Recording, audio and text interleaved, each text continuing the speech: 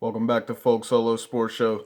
All right, let's talk about the Lakers again and all the trades that they're getting and doing. And let's start off with the Montrez Harrell trade and all the talk behind that. And some people saying that he's a sucker or a coward for going to the Lakers. I'm here to tell you that is completely false. Rajon Rondo going to the Clippers would have been the sucker move, and he knew that, and that's why he did not go to the Clippers. That's why he went to the Atlanta Hawks. Not only just because that he's getting more money there. I know he knows that the Clippers have a way better chance at getting to the NBA Finals and winning than the Atlanta Hawks do. But he knew that that would be a sucker move if he went to the Clippers, and he would have rather got what 10, well, who knows, but winning a championship is seen as a lot better than getting more money. And I think for his uh argument to go to the Hall of Fame and his legacy, I think if he goes and conversates with the Clippers, he can pull off a good deal. Not $10 million less than what he was going to get going to the Hawks. If he actually goes and pursues the Clippers, he gets a better deal than $10 million less if he goes to the Clippers and takes all his expertise, being one of the smartest players in NBA history, to the Clippers to face up against the Lakers. And that is a lot different than Montrez Harrell going to the Lakers, because Montrez Harrell has never been seen as good as a player as Rajon Rondo has, as smart as Rondo, passing, coming out of nowhere, getting a bunch of threes. He's never been seen as that, even though he is a good player. Don't get me wrong, Montrez Harrell is a good player, but he's never been seen or been in a spotlight as Rondo has. So it is not a coward move that Montrez Harrell is going to the Los Angeles Lakers upstairs from the basement of the Clippers, especially if he felt like he was unappreciated in that locker room. Paul George coming there after him, but getting more respect than him, and he's the sixth best man of the year. That means the best player coming off the bench of every team. Six best man of the year, and also leading the Clippers in Game 7 against the Denver Nuggets over your superstar that just came off an NBA championship, Kawhi Leonard, and your debatable superstar star in Paul George that only had 10 points to Kawhi Leonard's 14 points. Montrez Harrell leaded that game with 20 points, okay? So him being him feeling unappreciated in the locker room, if he felt like that and he's doing stuff like that for the team but not getting the respect that he feels he deserves, then it's probably true and he made the right decision going to the Lakers. Now, with that being said, I don't think that the Lakers made a good move letting Dwight Howard go.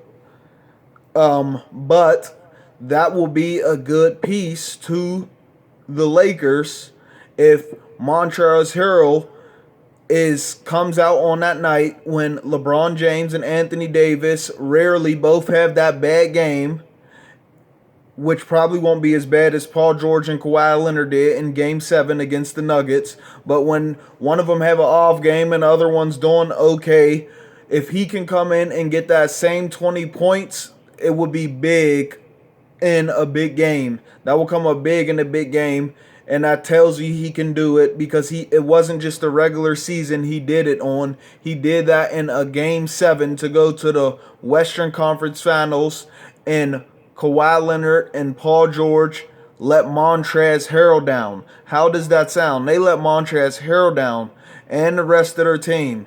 He's the sixth best man of the year, and he had to carry the team. So him going to the Lakers, if he keeps that same energy, that will be a big help to the Lakers, even though I feel like He brings the same physicality as Dwight Howard, but I still feel like they made a mistake by letting Dwight Howard go. Okay, and the reason is that I feel like they made a mistake by letting Dwight Howard go is because if Dwight Howard would have played more minutes, you would see that he could have been a lot more productive out on the court. He only played, I think, 18 minutes, but was still getting 7 points a game, averaging 7 points a game. Still was good on rebounds. His assist dropped, but Dwight Howard has only had two seasons in his whole career where if he played 30 minutes or more, he averaged less than 15 points. That was his first year in Orlando, his rookie year, and the second time was when he was playing with James Harden in Houston, and James Harden wanted Dwight Howard out of Houston, so that's the only reason there that he probably averaged less than 15 playing 30 minutes or more. If Dwight Howard goes to the 76ers and he gets to start, you will see his productivity go way up, and you will see that he's still an excellent player going into year 17 that like LeBron just came off of, and you will see that he still is good at 34 years old as LeBron just was. But being Dwight Howard, he's still a very good player, and you will see that if he starts, just like you will see with Danny Green if he starts. Now, with Marc Gasol coming, he's another player that I like coming because he's a champion. He just came off a championship. But to get rid of, Dwight Howard, getting Montrez Harrell, Marc Gasol, shifting there to get rid of Dwight Howard, I don't think was a good move because Dwight Howard knows how it feels to lose a finals and he knows how it feels to win. So he's going to try a lot harder when he gets back there because he already knows how it feels to lose and he knows what he has to do to win, okay? So Marc Gasol did just win, and if you anybody out there, I'm not really into it, but if you want to get all superstitious, he just won a championship in Toronto with Kawhi, and he want to get superstitious.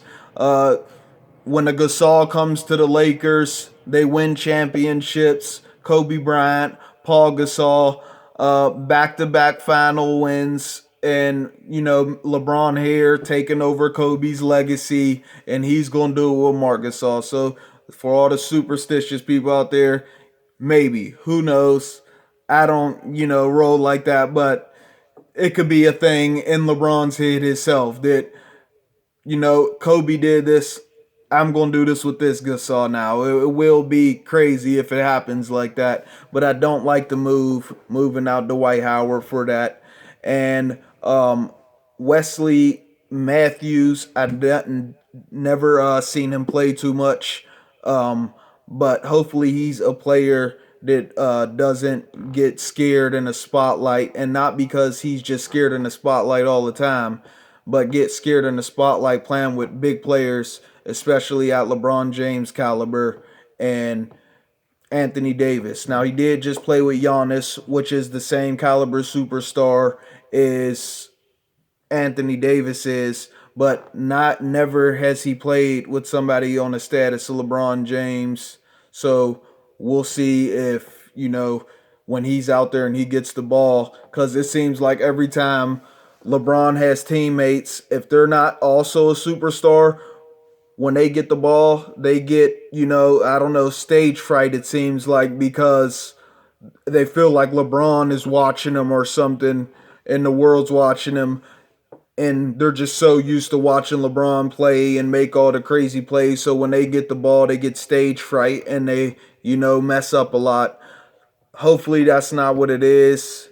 And then you got the Clippers going, getting Ibaka. I think that will be a bigger challenge for them. Now, Montrez Harrell brings the same physicality to the Lakers as Dwight Howard did, but I don't feel like he brings the same amount of rebounds that Dwight Howard could be averaging, and that's a big part in the game. I think rebounds win the game. If you can get somebody to average 12 to 15 rebounds like Dwight Howard can a game, that's a big win.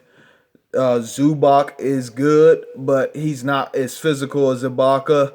And, it feels like that the Lakers getting Montrez Harrell, he's still a physical player, but it's like they just, Clippers just one up Lakers getting Ibaka. Not saying he's more physical than Montrez Harrell, but he's a bigger guy, holds more weight. So it's like the task just got even harder as far as that goes. uh, Gasol not as physical as Ibaka, but about the same size. So the Clippers are just looking at everything the Lakers are doing. It seems like because they're trying to get back, trying to beat a team that stops them, and that's what that is there. This is Folk Solo Sports Show. Let me know what you think in the comment section. Like, subscribe. I'll get back with y'all for more videos, man. Peace.